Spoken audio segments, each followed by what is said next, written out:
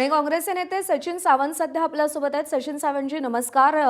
सकाळीच ही बातमी आलेली आहे की पेट्रोल डिझेलचे दर वाढलेले आहेत। रोज एक गोष्ट समोर येते ज्याचे दर वाढताना आपण पाहतोय आणि सर्वसामान्यांच्या आयुष्यावर याचे खूप जास्त परिणाम होत आहेत। आपली प्रतिक्रिया? असं आहे की 9 मार्चला राहुल गांधीजींनी सांगितलं होतं की या देशावरती संकट येत आहे। ते लोक 2 महिने गप्प बसले कारण निवडणुका होत्या। 5 राज्यांच्या निवडणुका होईपर्यंत वाट बघत होते। आमचा प्रश्न हा आहे की नरेंद्र मोदीजींनी स्वतः काल आवाहन 2 दिवसापूर्वी आवाहन केलं होतं की पेट्रोल डिझेल कमी वापरा, सोनं कमी वापरा। मग जर जनतेला तुम्ही आवाहन केलं आहात तर जनतेला वेळ दिला पाहिजे होता। मग तुम्ही का वाढवले भाव? म्हणजे ह्यामध्ये किती मोठी दांभिकता दिसते तुमची की सोनं कमी करा, मग ते सोन्याचे तुम्ही इम्पोर्ट ड्युटी वाढवून टाकली आणि आता पेट्रोल डिझेलचे भाव देखील वाढले।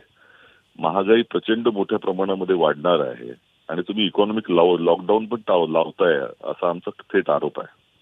आणि निश्चितपणे याचा फटका हा जनसामान्यांना बसतोय आणि जनसामान्यांना संरक्षण देण्यामध्ये हे सरकार पूर्णपणे अपयशी ठरलेलं आहे।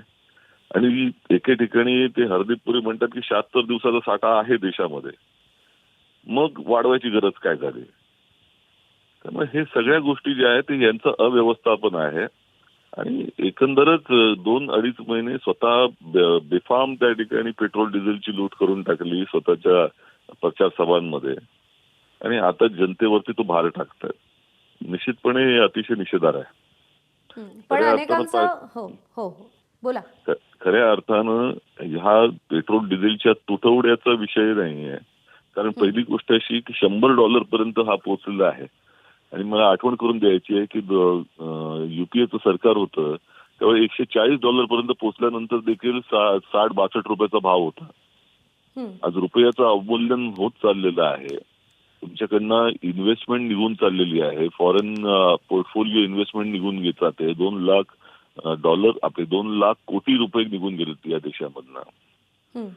त्यामुळे हे अत्यंत गंभीर अशा तऱ्हेच्या आर्थिक संकटामध्ये या सरकारच्या गैरकारभारामुळे गेलेलो आहोत आपण। आपण यूपीए सरकारच्या काळाचा आता उल्लेख केलात। सध्याचं सरकार नेमकं चुकतंय कुठे असं तुम्हाला वाटतं? कोणत्या धोरणांमध्ये ते चुकतंय आणि जे यूपीएने अंमलात आणलं होतं ते सरकार आता का अंमलात आणू शकत नाही असं वाटतंय? असं आहे की ही आर्थिक ज्या संकटामध्ये आपण हळूहळू आधीपासून जातो। हे जे युद्ध झालेलं आहे त्याच्यावरती कडी झाली त्याच्यामुळे। खऱ्या अर्थानं पाहायचं झालं तर आज या देशामध्ये खाजगी क्षेत्रामध्ये गुंतवणूक होत नाहीये।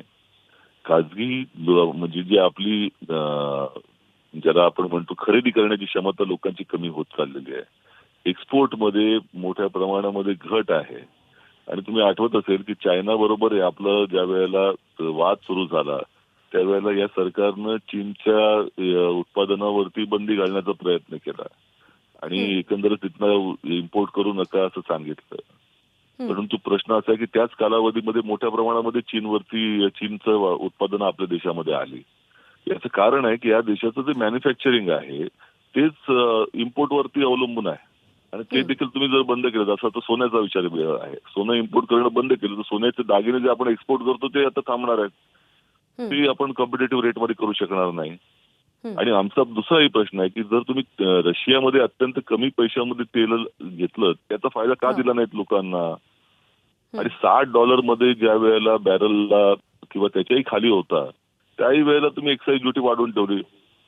मग आताच्या परिस्थितीमध्ये तुम्हाला एवढ्या लगेचच करायची गरज काय लागली? कारण आज या देशामध्ये संकटामध्ये घालण्याचं काम तुम्हीच केलेलं आहे। आपण म्हणताय त्याप्रमाणे महागाई नजीकच्या काळामध्ये आणखी वाढू शकते आणि सर्वसामान्य नागरिक म्हणून आपण त्यासाठी तयारी करणं, सज्ज असणं एवढंच सध्या आपल्या हातामध्ये आहे। आभार आपल्या सचिन सावंतजी, आपण सविस्तर प्रतिक्रिया दिलीत त्यासाठी।